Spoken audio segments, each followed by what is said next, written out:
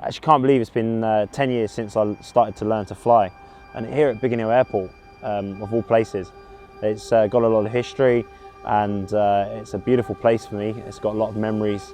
And it's 10 years ago that very morning, 4 o'clock, I ended up coming to the airport and actually walking around, looking at the snow on the floor. And it was a cold winter's morning.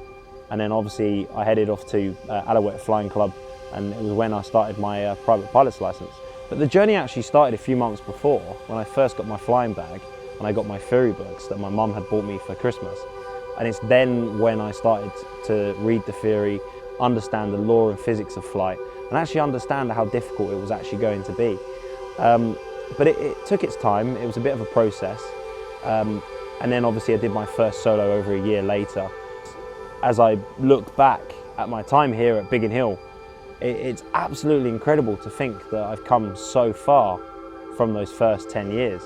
And it's absolutely emotional to actually come back here to Biggin Hill and see everything that's changed so much and everything that hasn't changed so much.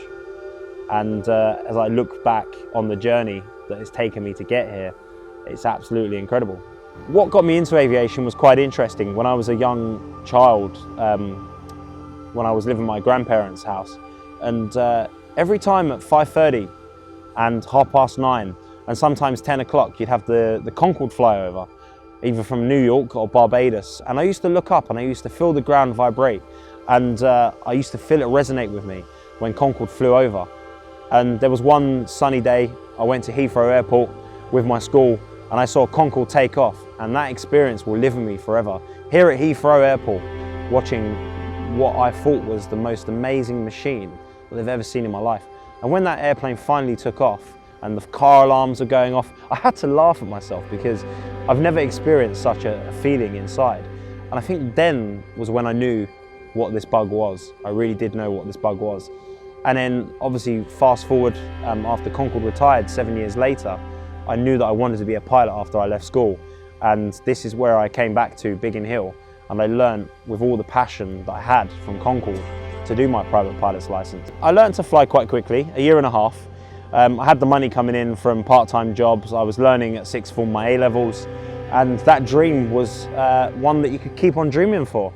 And it was great. It really was great. And I thank the instructors at Biggin Hill. I thank the examiners at Biggin Hill. And everything that I did at Biggin Hill was with a massive heart. And I love the place a lot. But it's also quite an emotional thing for me, because obviously I learned to fly here, but I don't fly from here anymore because it's so expensive.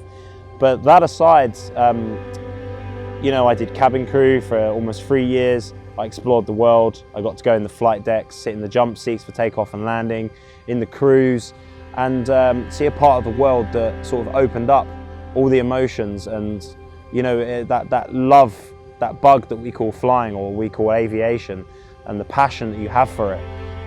It's incredible, because when you think about it, the world is a massive place, and to see it from above and to see it from a field is something you can't experience without aviation.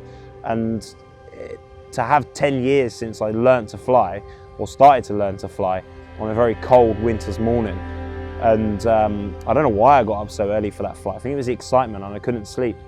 But eventually when I did sleep, I then had to wake up. I came here with Tom, came here with Jake, and we learned to fly that day.